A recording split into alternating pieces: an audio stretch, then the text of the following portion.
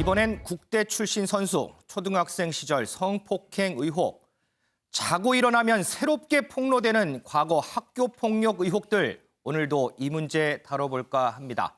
김은미 기자. 네. 지금 키워드에서도 봤지만 이번에는 국가대표 출신 유명 축구 선수에 대한 폭로가 나왔더라고요. 네, 맞습니다. 오늘 오전에 급작스럽게 피해자 측이 변호인을 통해서 공개한 내용입니다. 그러니까 한 줄로 요약해서 좀 말씀을 드리면 누구나 이름을 들으면 알만한 유명한 축구 선수가 초등학교 시절에 후배를 성폭행했다라는 이런 내용인데요. 네. 피해가 발생한 시점이 21년 전입니다. 2000년도에 가해자는 말씀드린 그 국가대표 선수, 국가대표 출신의 유명 축구 선수랑 프로 구단에서 뛰다가 현재는 교수를 하고 있는 한 명, 가해자는 2명입니다. 그래서 이 가해자가 초등학교 6학년 때 한 학년 아래인 후배 5학년 후배 2명에 대해서 가해 행위를 했다라는 건데 당시 축구부도 같이 합숙소 생활을 하다 보니까 합숙소에서 해당 범행이 이루어졌다라는 게 피해자 측의 주장입니다. 근데 울면서 이 피해자들이 싫다라고 얘기를 하면 무자비한 폭행이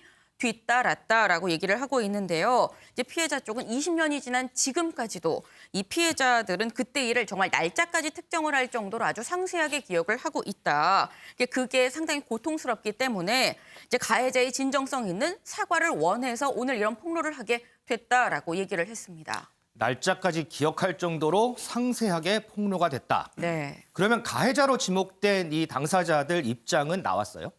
네, 일단 앞서 말씀드린 가해자 2명이었었죠. 유명 축구 선수 그리고 현재는 교수를 하고 있는 사람이 2명인데 2명 모두 전면 부인하고 있는 상태입니다. 전면 부인하고 있어요. 네, 일단 축구 선수 쪽에서는 사실이 아니다라고 본인은 부인을 하고 있고 구단 쪽에서도 사실을 파악하고 있다라고 얘기를 했고요. 앞서 말씀드린 또 다른 가해자 한 명, 지금 현재 교수를 하고 있는 사람인데 이 사람은 황당하다. 전혀 사실이 아니다. 그리고 모든 의혹에 결백하고 어떻게 초등학생이 그럴 수가 있느냐라고 얘기를 하고 있습니다. 근데 그러면서 나보다도 지금 현재 다른 지목된 사람은 유명한 축구 선수인데 그 사람이 더 걱정이 된다라고 걱정까지 해줬습니다. 배정우 교수님, 지금 김은미 기자 설명 들어보셨는데 어쨌든 가해자로 지목된 당사자들은 적극적으로 부인하고 있습니다. 그런데 피해 사실은 상당히 구체적으로 기재가 돼 있습니다. 더군다나 현직의 유명 축구 선수입니다. 논란이 커지지 않을까 싶어요. 제가 볼 때는 상당히 사실에 좀 가까울 가능성이 높다 이렇게 봅니다. 왜냐하면 초등학교 6학년 시절 그리고 20년이 지난 그런 굉장히 악몽인데도 불구하고 구체적인 기억들을 제시를 하고 있거든요. 내용이 구체적이기 때문에. 그렇습니다. 날짜별로 매우 구체적이다고 지금 변호사는 밝히고 있거든요. 네. 그렇다면 과연 일방적인 한쪽의 거짓 주장일 것인가라는 부분에 대해서 저는 상당히 회의적이고요. 지금 이런 사태를 보면서 굉장히 안타까운 것은 프로 배구계, 야구계, 연예인계 계속해서 이 폭력 문제가 우리 사회 전체적으로 지금 드러나고 있는 그런 상황 아니겠습니까? 네. 이런 현상은 결국 우리 사회에 굉장히 이 폭력이 일상화돼 있고 만연화돼 있다라는 것을 증거하는 반증이 아닌가 이렇게 생각이 되고요.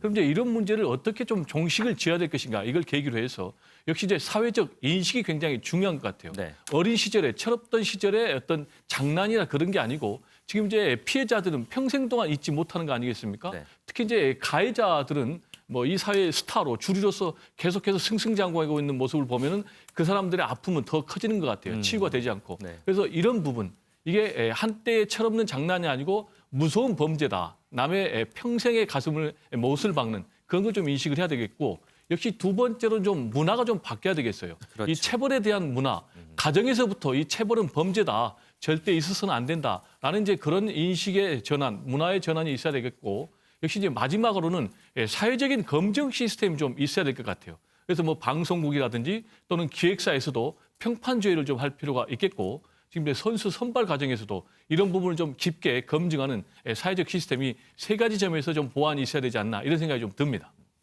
진술 내용이 상당히 구체적이기 때문에 사실 가능성이 높다. 이 부분은 서로 간의 입장차가 갈리기 때문에 시시비비를 좀 가려야 하는 부분인 것 같습니다.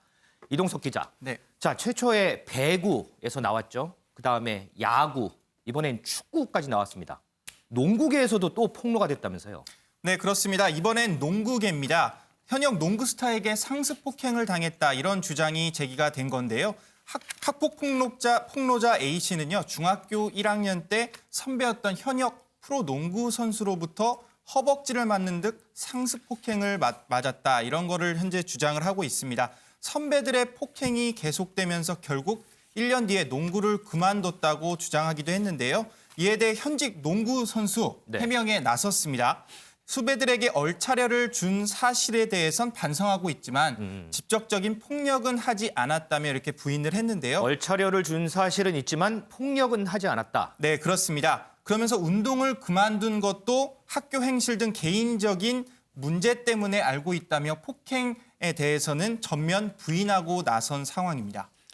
자, 이렇게 학교 폭력과 관련한 이 폭로는요, 스포츠계를 넘어서 연예계까지 전방위로 번지고 있습니다. 윤지영 기자. 네. 연예계에서도 또 어떤 폭로들이 또 나왔죠.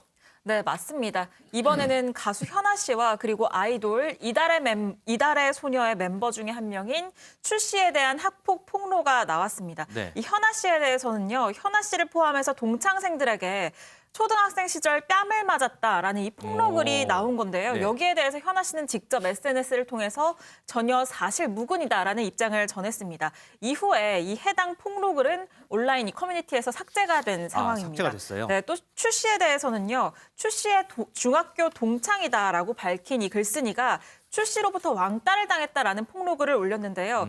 추 씨의 소속사는 이게 허위 사실이라면서 법적 대응을 하겠다는 방침을 밝혔습니다. 그러자 폭로자가 하루 만에 자신이 적었던 모든 내용은 과장된 내용이었다. 그리고 학창 시절에 사이가 좋지 않아서 시간이 흐르다 보니까 기억이 각색되고 변한 것 같다. 이렇게 사과를 하기도 했습니다.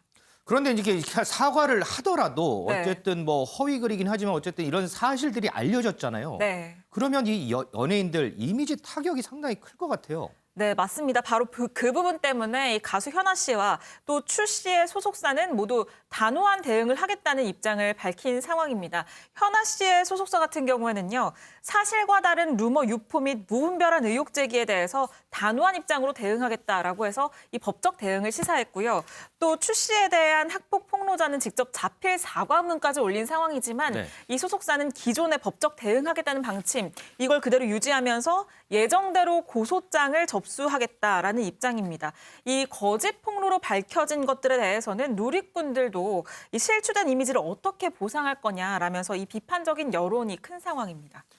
윤영걸 대표님, 네. 이 폭로 가운데는 물론 사실인 것도 있습니다. 하지만 윤지영 기자 지금 설명대로 사실이 아닌 폭로 때문에 보는 이제 피해자들이 생기는 것 같아요. 네.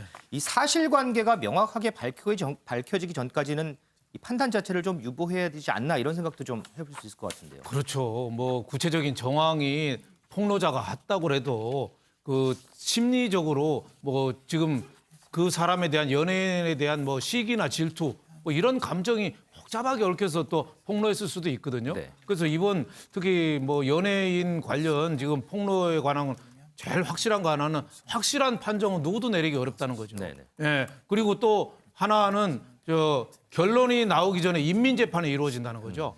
결론이 나오기 전에 TV에 화면에 나오면 아 저분이 좀 인상이 좀 원래 그럴 거 아니야? 뭐 이런 식으로 매장이 되는 거죠. 그래서 그 연예인들이 그 결론도 나오기 전에 벌써 그 처벌을 받는 이런 그 불미스러운 일이 나타나는 거죠. 지금 그 가수 현아도 그렇잖아요. 처음에 자기가 맞았다고 했던 폭로자가 나중에 글을 또 삭제했잖아요. 네네. 또 추라는 그 가수한테 또 왕따 당하고 폭력 당했다 한 사람은 지금 각색이 많았다. 그 사과를 또 했어요. 네네. 그리고 또 가수 배우 박혜수 네네. 청순한 이미지의 박혜수지만 내가 그 박혜수한테 그 학교 폭력을 당했다. 뭐 이렇게 했는데 지금 법적으로 박혜수 씨가 그 사과문을 올렸지만은 대응을 지금 한다고 지금 나서거든요. 네네. 그래서 저는 이 법적인 공방이 오히려 이 진상을 밝히는 데 좀 도움이 되지 않을까 이런 생각이 듭니다. 연예인은 아마 끝까지 버틸 거예요. 인정하는 순간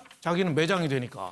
그리고 또 그 폭력을 당했다고 그 내세우는 그런 피해자들도 그 말을 또 우리가 100%또 믿을 수는 없잖아요. 그러니까 이걸 누구도 판정이 내릴 수 없다는 게 이 문제에 좀 어려움과 심각성이 있지 않느냐 이런 생각이 들어서 안 되면은 법적인 조치를 서로 좀 활발하게 해서 법적으로라도 좀 진상을 어느 정도 좀 밝혀졌으면 하는 마음입니다. 네. 자, 이 폭로도 폭로지만요. 사실관계 확인이 중요합니다. 그래야 무고한 피해자를 막을 수 있기 때문인데요. 저희도 사실관계가 파악되기 전까지는 좀 신중해지도록 하겠습니다.